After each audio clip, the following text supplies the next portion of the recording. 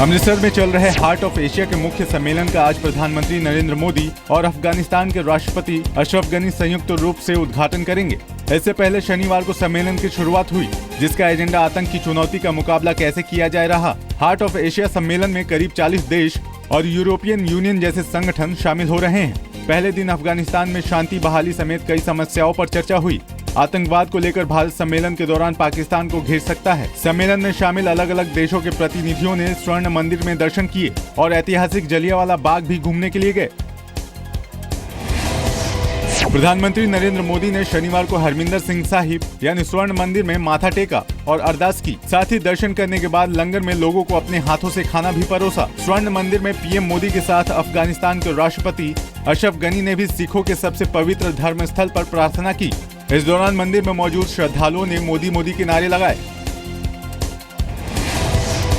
अमृतसर में चल रहे हार्ट ऑफ एशिया कॉन्फ्रेंस के मेहमानों के लिए शनिवार रात डिनर का आयोजन किया गया, जिसमें बाकी मेहमानों के साथ पाकिस्तान के विदेश मंत्रालय के सलाहकार सरताज अजीज भी शामिल हुए। काफी दिनों के बाद ये पहला मौका था जब भारत में पीएम मोदी के साथ पाकिस्तान का कोई प्रतिनिधि डिनर में शामिल हुआ। हालांकि सरताज अजीज के साथ भारत का किसी भी द्विपक्षीय वार्ता का कार्यक्रम नहीं है।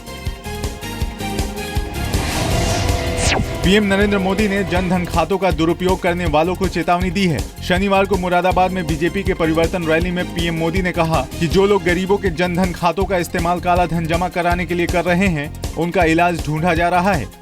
जिन्होंने गैर कानूनी तरीके से डाला है, वो जाए जेल में और गरीब के घर में जाए वो रुपया। इस दौरान पीएम मोदी ने अपने विरोधियों को भी जवाब दिया। ज्यादा से ज्यादा ये मेरा क्या कर लेंगे भाई? मैंने बताइए क्या कर लेंगे? अरे हम तो फकीर आदमी हैं, झोला लेके चल पड़ेंगे जी। अब 11 दिसंबर को बहराइच और 18 दिसंबर को कानपुर में पीएम मोदी की रैली होगी। बिहार के सीएम नीतीश कुमार ने एक बार फिर नोट बैन के फैसले का समर्थन किया है। दिल्ली में जेडीयू प्रदेश कार्यकर्ता सम्मेलन में नीतीश ने कहा कि फैसले को ठीक तरीके से लागू कराना चाहिए था। नोटबंदी को ठीक ढंग से लागू करना चाहिए। तो हमने पहले कहा कि हम तो पूरी तैयारी से कोई काम करते हैं, इनको भी पूरी तैयारी से काम करना चाहिए। वहीं नोट बैन की सियासत में सेना को घसीटने पर पश्चिम बंगाल के राज्यपाल ने ममता बनर्जी को नसीहत दी है। राज्यपाल केसरीनाथ त्रिपाठी ने कहा है कि सीएम को सेना को बदनाम नहीं करना चाहिए।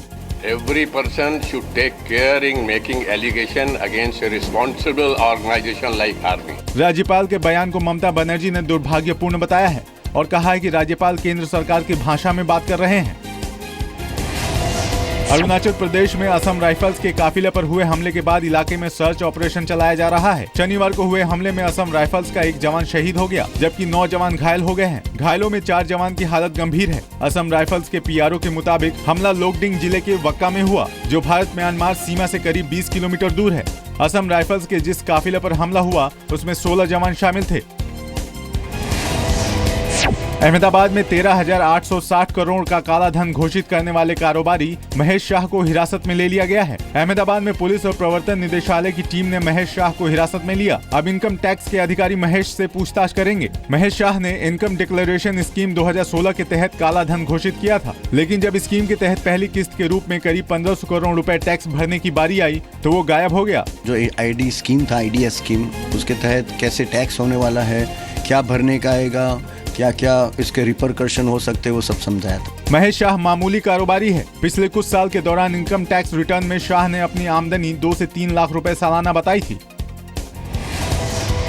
हरियाणा के मुरथल में जाट आरक्षण आंदोलन के दौरान कथित गैंग रेप के मामले में झूठी गवाही देने के लिए एक पत्रकार पर मुकदमा चलेगा। फर्स्ट पोस्ट नाम की एक वेबसाइट के पत्रकार तारिक अनवर पंजाब हरियाणा हाईकोर्ट में अपने बयान से पलट गए। तारिक अनवर ने माना कि उन्होंने मुरथल गैंग रेप को लेकर झूठ बोला था। नाराज हाईकोर्ट ने कहा कि कोर्ट को गुमराह करने के लिए तारिक के खिलाफ केस चलाना चाहिए। जब friend of the court amicus curiae ने पॉइंट आउट किया, हरियाणा गवर्नमेंट को निर्देश दें कि वो उसको प्रोसिक्यूट करे, उसके खिलाफ मुकदमा दर्ज करके कार्रवाई की जाए। तारिक अनवर ने गैंगरेप की झूठी कहानी फर्स्ट पोस्ट की वेबसाइट पर लिखी थी, लेकिन लेख छपने के कुछ दिन बाद फर्स्ट पोस्ट ने माफी मांगते हुए उसे हटा लिया था।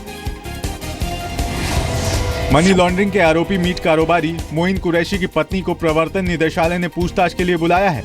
ईडी ने मोइन की पत्नी नसरीन से कहा है कि वो सोमवार को पूछताछ के लिए हाजिर हों। नसरीन से उनके पति पर लगे आरोपों के बारे में पूछताछ की जाएगी। नसरीन शनिवार को ही लंदन से भारत पहुंची हैं। मोइन कुरैशी पर हवाला के जरिए कालाधन दुबई, लंदन और यूरोप के दूसरे देशों में भेजने का आरोप है। प्रवर्तन निदेशालय और आयकर विभाग इसकी जांच कर रहे हैं।